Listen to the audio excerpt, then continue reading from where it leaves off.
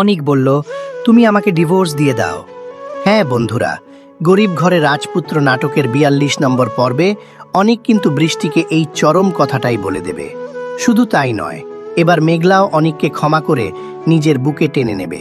কিন্তু এরপর কি ঘটবে জানাতে হলে ভিডিওটি শেষ পর্যন্ত দেখতে থাকুন। গল্পের শুরুতে দেখা যাবে বৃষ্টি যখন বস্তিতে অনিকের সামনে আসে তখন অনিক চরম রেগে যায়।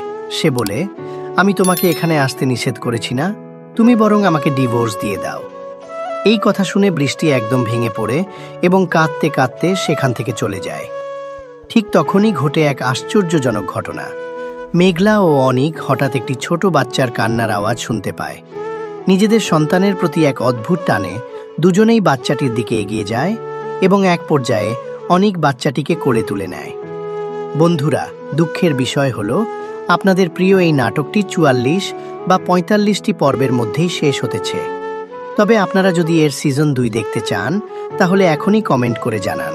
এই ভিডিওতে ৩,০০০ লাইক পূর্ণ হলে আপনাদের অনুরোধে খুব দ্রুতই প্রতি সপ্তাহে ৩টি করে পর্ব নিয়ে সিজন ২ শুরু করা হবে। এরকম আরও নতুন নতুন নাটকের আপডেট পেতে হলে আমাদের এই চ্যানেলটা সাবস্ক্রাইব করে রাখুন।